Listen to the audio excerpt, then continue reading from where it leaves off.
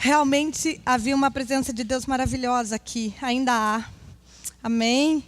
Glória a Deus. O Senhor está nesse altar.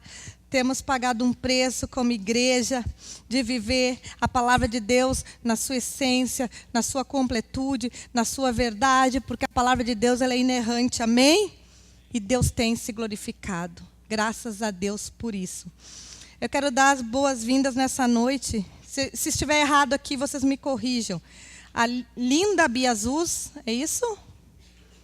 Seja bem-vinda. Eu sou a Aline Biazus. Somos parentes. Seja bem-vinda, que Deus te abençoe. Amém? Vamos abrir nossa Bíblia no Evangelho de Lucas. Lucas, capítulo 12, verso 15. Eu quero falar nessa noite sobre o rico sem juízo. Na verdade, eu quero falar sobre o que realmente é necessário. Mas Jesus fala nessa parábola, o rico sem juízo. Lucas, capítulo 12, versículo 13.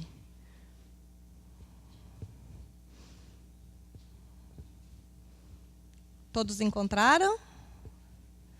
Ainda não? Quem encontrou diz amém. Quem não encontrou diz socorro. Todos com a sua Bíblia? Amém? Diz assim, então, a palavra de Deus.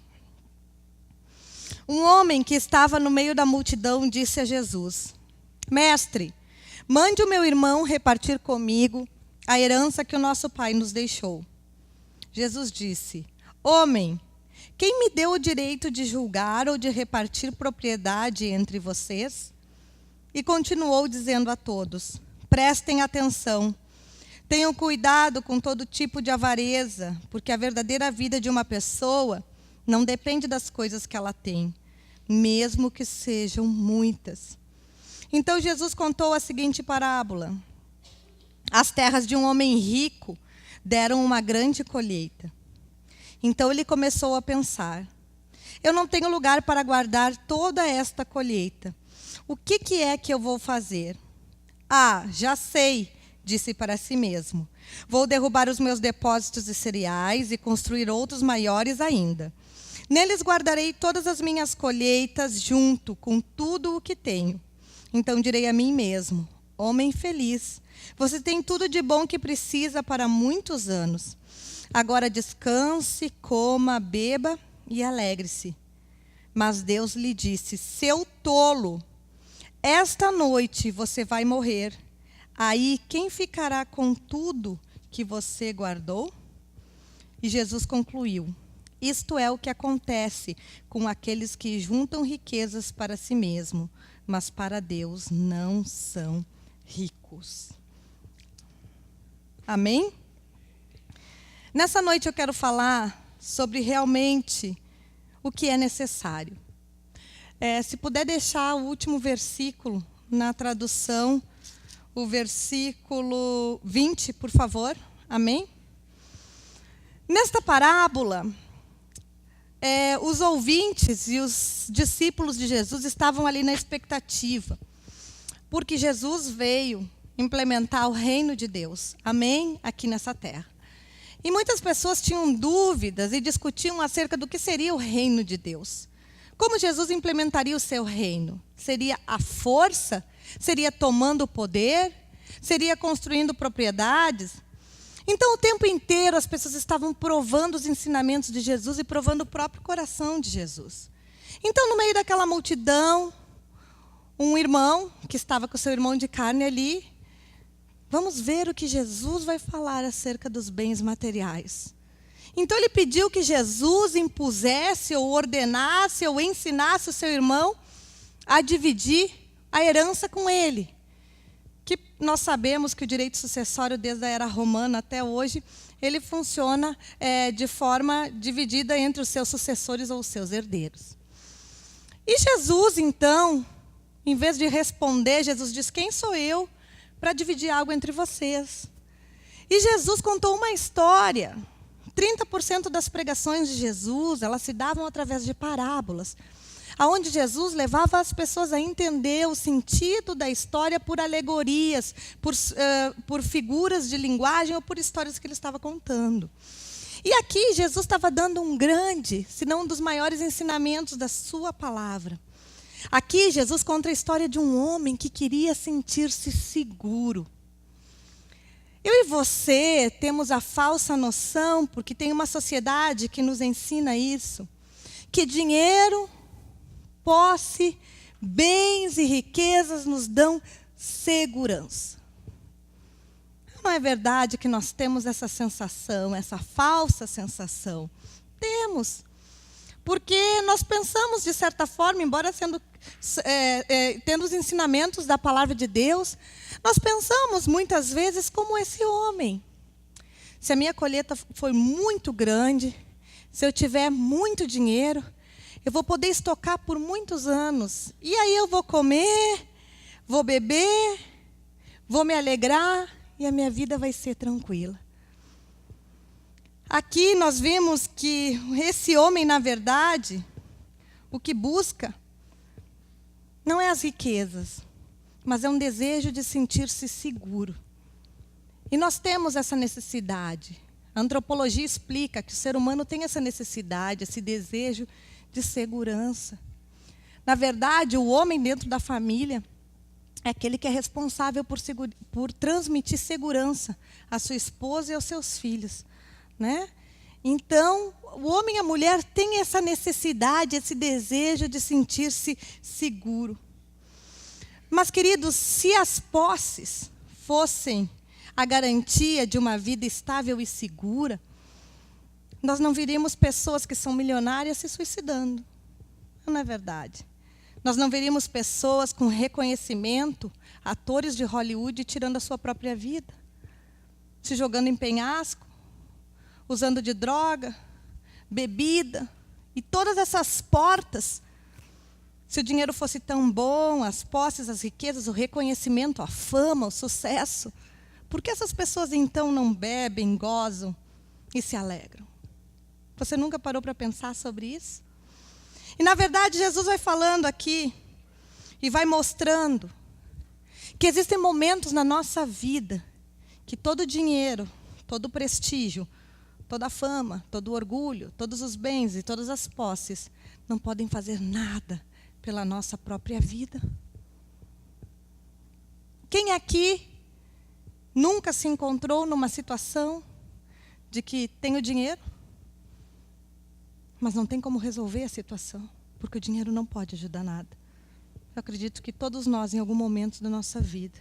Ah, mas em que momentos? Em vários. Com dinheiro nós não podemos comprar saúde. Com dinheiro nós não podemos comprar perdão. Se você não consegue perdoar, você pode ser uma pessoa milionária. Você não vai conseguir olhar nos olhos de quem te feriu. Isso é verdadeiro. Você pode ter todo o dinheiro do mundo que você não vai comprar relacionamentos profundos e verdadeiros. Amizades que se conquistam com valores. Não pessoas que vêm usufruir do que você pode oferecer. Isso, a sociedade está repleta, mas estou falando de relacionamentos. Mudar a circunstância da sua própria vida. Existem pessoas que estão na situação desse homem afortunado, que não conseguem ter o domínio e o controle do seu destino.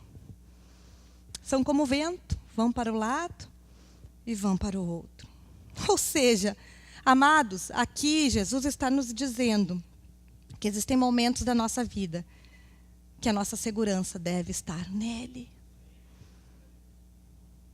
Sabe, recentemente eu e o Mateus tivemos uma notícia, um tsunami, por assim dizer. Né? Eu descobri então que eu estou na minha 4ª gestação. 3ª da barriga, mas eu tive uma do coração, amém? Então eu estou na minha 4ª gestação. E era um filho que não estava planejado, humanamente falando. Então, nós ficamos um pouco surtados, dizendo, Deus, e agora? Porque a primeira coisa, quando nós pensamos em um filho, nós pensamos no aparato que acompanha aquele filho. Na escola, na alimentação, na roupa, nas atividades extraclasses, no futuro, em prepará-lo para ser independente, vencer as batalhas da vida. Então a gente ficou bem assustado. E eu fui orar e Deus me deu uma palavra, Deus ministrou o meu coração profundamente e disse assim: você tem o que é necessário. Aleluia! Então eu parei para pensar e pensei, meu Deus, o que o meu filho ou a minha filha vai precisar que é necessário? Um pai e uma mãe? Um teto? Amém? Amor? Afeto? Ou seja, realmente o que é necessário, eu tenho. Mas eu parei para pensar quando eu tive a minha primeira filha, que a ponta da meia tinha que combinar com a ponta da calcinha. Porque eu queria tudo combinando. Um monte de coisas desnecessárias e supérfluas que até hoje estão rolando na minha casa, eu não tenho onde guardar. Porque quando a gente é mãe de primeira viagem, a gente pensa, eu não quero que o meu filho falte nada. E a gente vai na loja e as vendedoras empurram e a gente compra. Tantas coisas que a gente adquire que, na verdade, meu irmão, não faz diferença nenhuma, porque o que o filho precisa é afeto e presença. Só que nós vivemos numa sociedade extremamente consumista, que existe uma mensagem subliminar o tempo inteiro, onde nós estamos dizendo que nós precisamos. A gente vê um relógio, e aquela propaganda daquele relógio está te emitindo uma mensagem, você precisa ter esse relógio. E nós começamos a pensar que nós precisamos. E aí, troca de comercial, e aparece o quê? Um eletrodoméstico. Que nós temos, mas o nosso design está ultrapassado e o modelo está velho. E ele começa a nos dizer, então, que um bom bolo é feito naquela batedeira, que agora é de vidro e é modelo retrô. E que a gente vai dormir, plim, plim. Só eu que sou assim, pensando. Eu não penso em batedeira, porque Deus não me deu o dom de fazer bolos, amém? Eu conheço boas padarias. Mas outras coisas que eu utilizo no meu dia a dia, aquilo fica latejando. Então, o que nós fazemos? Nós passamos a colocar a nossa força numa estrutura que nós temos que alimentar, porque é criado no nosso interior um desejo de ter algo que aparentemente nos é necessário. Quando, na verdade, não é. Mas nós muitas vezes vamos seguindo a roda viva da vida e esse ciclo. E vamos acreditando que realmente, para que possamos ter um filho ou 2 filhos, é necessário um monte de coisa. Que, na verdade, depois que nós o temos, nós sabemos que nada é necessário. E que o fundamental, Deus já nos deu. Irmãos, eu estou indo para o 3º mês de gestação e eu não comprei nada até agora. Alguém pode dar um glória a Deus? Glória a Deus! Isso é um milagre. Sabe por quê? Porque nós vamos amadurecendo em Deus. Nós vamos aprendendo. E vamos passando a ver as coisas como realmente Deus quer que nós venhamos a enxergar. Não como meninos que se deixam influenciar e acham que tudo realmente é preciso, mas como pessoas maduras e centradas que sabem que o que é necessário, Deus vai prover. Aleluia! E por que eu digo isso? Porque se nós formos olhar ao longo da história, biblicamente, Deus sempre proveu o que era necessário ao seu povo. Amém? E o seu povo se satisfez com aquilo que Deus lhe deu. Tá certo que às vezes tinha uma rebeliãozinha ali ou aqui, e lá o povo no Antigo Testamento, lá caminhando pelo deserto, dizia, ai, como era bom quando eu era escravo. Porque agora Deus me provê tudo todo dia, mas não está bom. Às vezes sou eu e você assim. Quando eu não estava na igreja, nada acontecia. Agora eu entrei na igreja, tudo acontece. Né? Ou seja, Deus sempre enviou um maná para o seu povo. Aleluia. Todos os dias. A Bíblia diz que Deus cuidou, que Deus trabalhou, que Deus não permitiu que nada faltasse, que o essencial esteve presente. Talvez Deus cortou a abundância. Porque Deus corta a abundância da minha e da sua vida, porque Deus quer trabalhar. Porque nós ainda somos arrogantes, soberbos e metidos.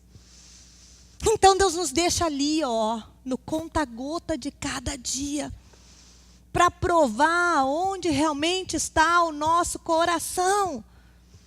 Porque são nas provas, nas dificuldades, nas necessidades que realmente, nos momentos de pressão, que nós nos mostramos quem nós somos. Quando nós estamos com fome ou com frio. Não quando a gente está na piscina, tomando sol, com uma limonada. Ali todo mundo é um santo. Ali todo mundo é homem e mulher de Deus. Mas quem realmente nós somos é quando as necessidades estão batendo na nossa porta e na nossa carteira não existem recursos. Aí que nós vamos colocar a nossa fé em prática. No momento da dificuldade, no momento da necessidade, no momento da adversidade. Isso é a fé. Senão não seria a fé. A Bíblia diz que a fé é a prova das coisas que se esperam, mas que não se podem ver. A Bíblia está dizendo, é coisa que você espera, mas você não vê. Se você está vendo na sua frente, não é fé, está materializado e concretizado. Então, irmãos, muitas vezes as pessoas me dizem, pastora, eu sou dizimista, eu sou ofertante, eu sirvo a Deus, eu tenho um coração liberal e as coisas estão difíceis, e eu estou apertado financeiramente, e eu estou passando por problemas. E eu digo, Deus está no controle. E às vezes nós ficamos frustrados, porque nós sabemos que tem um evangelho aí, da teoria da glória e da teoria da prosperidade, onde você vem para Jesus e a sua vida se torna um mar de rosas. Onde você tem um carro, você vem para Jesus, você vai ter 2. Onde você tinha uma empresa, você vem para Jesus, você vai virar diretor de uma multinacional. Amém? Você até pode virar tudo isso. Porque Deus dá, segundo lhe aprove no seu coração para cada um. Amém? Mas o evangelho verdadeiro é aquele que me ensina a dividir. O evangelho verdadeiro, ele não só soma, ele divide e ele diminui. Ou seja, se você está passando por um deserto, uma situação de aperto financeiro, uma dificuldade, e você sabe que você tem cumprido aquilo que Deus tem te pedido, você tem obedecido, você tem sido fiel, Deus está trabalhando na sua fé para lhe promover a um lugar mais alto do que você está hoje. Os maiores crescimentos da minha vida espiritual foi quando eu me encontrei nos maiores vales, sozinha, sem ninguém para me ajudar, com medo, me escondendo do inimigo, clamando e o céu era de bronze. Foi nesses momentos que eu tive meus maiores encontros com Deus. Portanto, se você está passando por uma situação difícil, glorifique a Deus. É aí que Deus vai te encontrar. Porque nós somos seres humanos, a nossa natureza, por essência, ela é da matéria. Nós somos matéria, embora tenhamos um espírito e uma alma que habita dentro de nós, nós somos seres materialistas. Tanto é que a coisa mais difícil que existe para o homem e para uma mulher é cultuar um Deus que não se pode ver. Por isso existe uma tendência de se fazer o quê? Imagens. Porque eu preciso enxergar aquilo que eu estou adorando. O povo de Deus, no Antigo Testamento, eles queriam fazer um bezerro de ouro, porque eles queriam uma representação de Deus, e é difícil para mim e para você não aceitarmos uma representação de Deus. Porque, afinal de contas, Deus usa terno e gravata e Deus é homem. Quem disse que Deus é homem? Deus não tem sexo. E eu gosto muito daquele teólogo do filme A Cabana, porque ele trabalha nos falsos conceitos do nosso interior. Ele coloca a representação num filme de um Deus que tem sexo, que é uma mulher, e uma mulher negra. E isso choca as pessoas, porque nós temos uma imagem de Jesus, o Filho de Deus, um homem lindo, de olhos azuis, alto, assim parecido com o pastor Mateus, né? Um nariz perfeito, cabelos longos. E nós sabemos que essa imagem não é verdade. Porque a Bíblia diz lá em Isaías 53 que nele não havia nem parecer, nem formosura. E que nada nele havia para que o quisessem. E pela região geográfica aonde Jesus morava, provavelmente ele era parecido com um árabe bem feio. Ou seja, isso nos choca. Por quê? Porque nós temos os nossos conceitos. Nós, enquanto bons cristãos, religiosos que somos, nós pensamos dentro da caixinha. Não é verdade? E nessa caixinha que eu trago comigo, da minha religiosidade, que todos nós temos, e que o curso de teologia me ajudou a quebrar elas, uma a uma, amém? E Deus vai dar mecanismos para você também quebrar todos esses falsos valores que nós acarretamos e trazemos, amém? Nós trazemos uma série de conceitos, e entre elas é que, se eu obedecer, eu não vou sofrer. Se eu cumprir tudo que Deus me pede, eu vou ser próspera e vou ter para dar e não vou pedir emprestado. Amém? Isso é promessa de Deus. Mas se Deus decidir que você, mesmo obedecendo, você não vai ter para dar e você vai pedir emprestado, você vai ter que pedir. Porque Deus quer trabalhar algo no teu interior. Amém? Para te levar a um lugar mais alto. Quando Deus toca as nossas finanças, quando Deus abala aquelas coisas que nos dão segurança, quem sabe você vai dizer, para mim, meu coração não está nas finanças, mas o meu coração está na minha saúde. Talvez Deus vai permitir tocar a sua saúde. Talvez você vai dizer, a minha segurança não está nem na saúde, nem no dinheiro, mas a minha segurança está no meu casamento, porque o meu marido ou minha mulher é isso, isso e aquilo, e você cria uma série de idolatrias sobre o seu companheiro, sobre a sua companheira. Deus vai permitir uma crise conjugal. Você vai dizer, meu Deus, mas o meu marido não é tudo aquilo que eu queria, ou minha esposa não é. Talvez não seja. Mas Deus permite esses percalços na nossa vida, esses vales, para que nós possamos entender, meu irmão e minha irmã, que a nossa segurança precisa estar nele. Aleluia!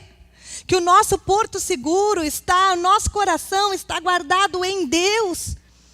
E não nas coisas, nas esferas que estão ao nosso redor, que nos tomam quase tudo aquilo que nós temos e que nós somos. Porque se nós não formos cristãos extremamente disciplinados, nós doamos 90% do nosso dia para todas as esferas e 5% para Deus. A nossa agenda é tão intensa que nós precisamos fazer tantas coisas e esquecemos do Senhor. Essa parábola aqui, onde Jesus está ministrando ao coração, Jesus está dizendo a mim e a você, não tenham a tentação de viver para acumular bens. Amém? Eu não estou dizendo que você não deve trabalhar para conquistar o seu lugar ao sol. E que você não deve trabalhar para você adquirir bens. Amém? Não deturpem o que eu estou dizendo. Eu também não estou dizendo que um pouco de conforto é bom. Também não estou dizendo isso. Mas o tema essencial da mensagem que Jesus está confrontando o meu coração e o teu coração nessa noite é: o que realmente é necessário. O que realmente eu e você precisamos para sermos felizes aqui nessa terra. E nós precisamos constantemente avaliar o que está no nosso coração. Porque muitas vezes nós estamos tão influenciados pela sociedade que estamos cultivando os valores da sociedade dentro da igreja.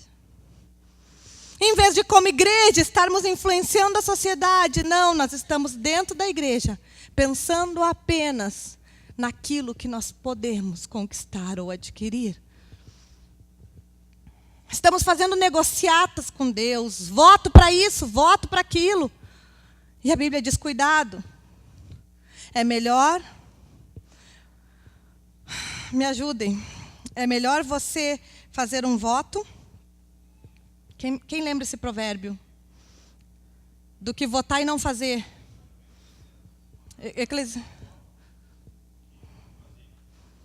A minha enciclopédia ambulante, Evangelista Rogério, amém, Eclesiastes, amém. Pensei que era provérbios, glória a Deus. Porque Deus não está interessado nos nossos votos. Ele já fez o grande voto na cruz do Calvário. Ele morreu por mim e por você. Uma vida cristã autêntica. Aleluia. É uma vida onde nós colocamos a nossa segurança, o nosso coração no reino de Deus e na sua justiça. Aleluia. Porque a Bíblia diz, coloca tudo no reino de Deus e na sua justiça, e todas as outras coisas vos serão acrescentadas. Quando nós buscamos o quê, irmãos? O reino.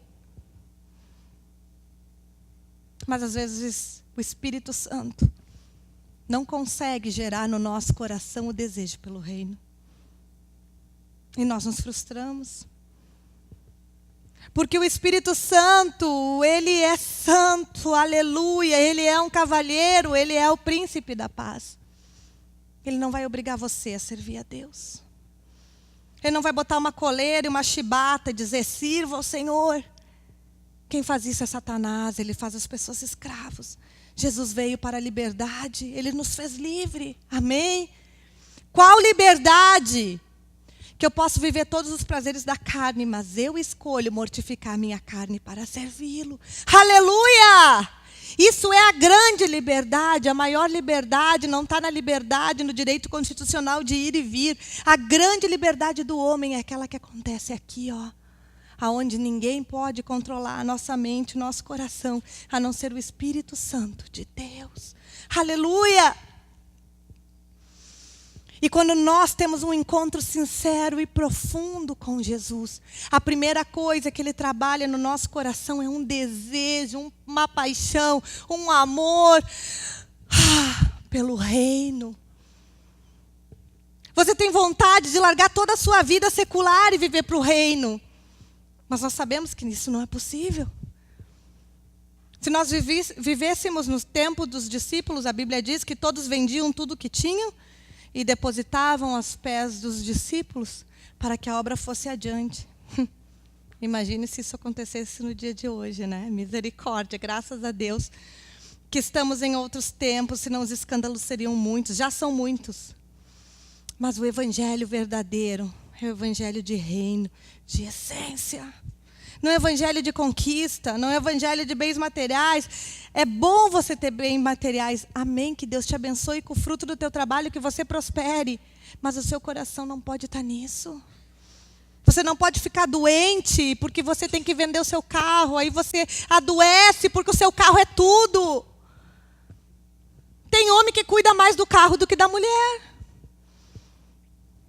Se importa mais se o carro vai molhado que a mulher tem que caminhar uma quadra na chuva, sem guarda-chuva. E as mulheres também não estão ficando para trás, porque hoje em dia as mulheres também estão ficando amantes dos carros e de tantas outras coisas. Mas Jesus está dizendo, não entre por essa via de achar que você tem valor pelo que você possui. Aleluia! Porque o verdadeiro valor está naquilo que nós somos, na nossa essência. Mas o que é a nossa essência? É isso que o evangelho aqui, que em Lucas, Jesus estava fazendo uma revolução de mentalidade. Porque Jesus sabia, ele era o Filho de Deus, ele sabia todas as coisas, que haveria cristãos que viveriam, aleluia, como se a coisa mais importante do mundo fosse o dinheiro.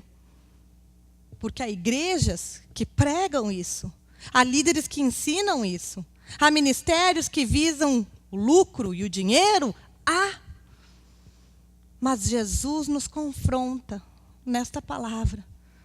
E o confronto de Jesus, já estou terminando, vem em Lucas 20, quando ele fala ao homem rico, insensato, esta noite te pedirão a tua alma, e o que tens preparado para quem será?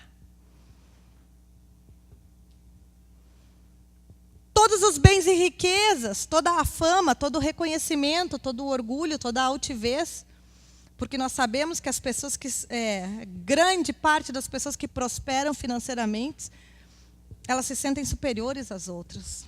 E Jesus confronta, Deus confronta o homem rico e diz, se você morrer nessa noite, o que tem preparado a tua alma, para quem é? A palavra de Deus diz: adianta o homem ganhar o mundo inteiro e perder a sua alma? Ou seja, irmãos, que evangelho nós estamos vivendo? O que é realmente necessário nas nossas vidas? Quantas discussões iniciam entre marido e mulher por cobrança de um monte de baboseira que não faz a diferença nenhuma, mas que um ou outro acha que é realmente muito importante e necessário. Quantos homens se sentem frustrados porque não podem ter um carro do ano? Porque a esposa cobra um padrão de vida que ele não tem condições de dar. E esposas cristãs, hein? Não estou falando de gente lá fora, estou falando de gente aqui dentro. Quer viver uma vida que não pode. Mas que igreja você tem frequentado? O que você tem aprendido que realmente é necessário? Um teto, comida, roupa não te é suficiente? E Deus está falando com todos nós, inclusive comigo, porque a palavra vem primeiro ao pregador, amém?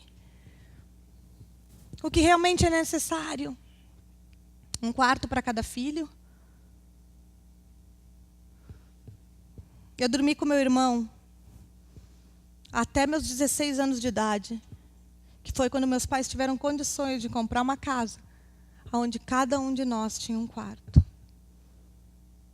E um dos momentos mais divertidos que eu lembro da minha infância era quando a minha mãe dizia assim: chega, agora vão dormir. A gente tinha a cama um do lado da outra. A gente começava a rir. Rir. São as lembranças que eu tenho da minha infância. E que hoje meus filhos não têm, porque cada um deles dorme num quarto. Será que isso é realmente necessário? Vocês estão entendendo a essência da mensagem? Nós não sabemos o dia e a hora que Jesus vai nos chamar, mas quando Jesus nos chamar, o que tu tens guardado para quem é? Fecha os teus olhos. Aleluia. Você tem sido avarento? Quantas pessoas não conseguem tirar férias com a família? Não conseguem ter um dia de lazer? Não conseguem investir num restaurante porque pensa quanto aquilo vai custar? Quantas pessoas não investem num curso, numa massagem para se sentir um pouco melhor, numa academia, porque só pensam no quanto aquilo vai custar? Quantas pessoas não investem numa terapia, num psicólogo, porque não vem como investimento, acha que aquilo vão lhe tirar? Irmãos, quantas coisas nós temos retido por valorizar mais a cifra que está na nossa mão do que os valores que Jesus prega em nosso coração. Abra os seus olhos. O que nós poderíamos receber de mais alto valor, eu e você já recebemos. Um Deus que morreu pelos nossos pecados. Aleluia! Um Deus que morreu pelos nossos erros, o Verbo que se fez carne, nós somos salvos. Aleluia! Mas que impacto a salvação tem na sua vida? Que diferença faz Jesus ter morrido na cruz por você?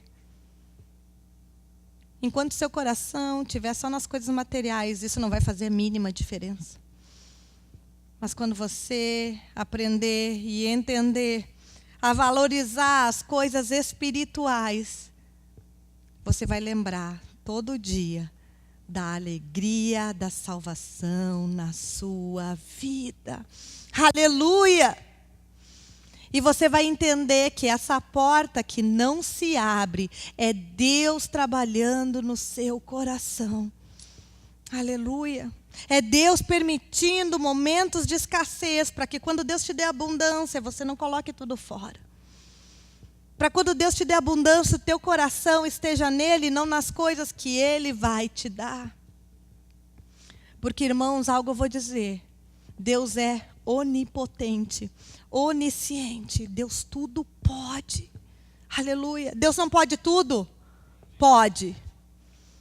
E essa porta que não abre, é Ele que não está abrindo.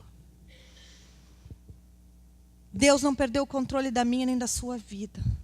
Ele tem o controle da nossa vida na palma da mão dEle. Nós precisamos buscar e pedir, Espírito Santo de Deus, me dá essa chave para abrir essa porta. Quantos desertos eu passei em minha vida. E eu louvo a Deus por cada um deles. Porque após cada deserto, da parte de Deus, sempre veio uma promoção. O deserto nos promove. Amém? O deserto nos leva a um lugar mais alto. Jesus, após o deserto, foi para o jardim de Getsemane, onde ele orou lágrimas de sangue, onde se preparou para a sua morte e vitória. Aleluia. Então, irmãos, vamos parar de deixar com que o mundo nos influencie. Com que venhamos nos sentir frustrados porque não temos corpo de Miss. Porque venhamos nos sentir frustrados porque não podemos adquirir o que o nosso vizinho da direita ou da esquerda adquire. Porque nos sentimos frustrados porque fulano se veste de uma forma e ciclano se veste de outra e eu não consigo me vestir daquela forma. Onde está a essência do nosso coração? Igreja, onde está a essência do nosso coração? A essência do nosso coração está em Jesus. Então guarda o teu coração. Aleluia.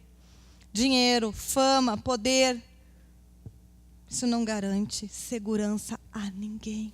Quantos impérios foram destruídos num piscar de dedos? Inúmeros.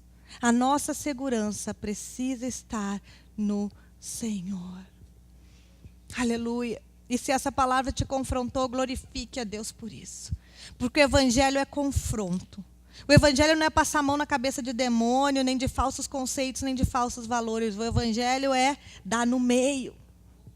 Amém. Toda vez que Deus nos confronta, Ele nos liberta. De quem? De nós mesmos. Nós nos aprisionamos dentro de uma mente que muitas vezes não está trabalhada pelo Espírito Santo de Deus. Amém.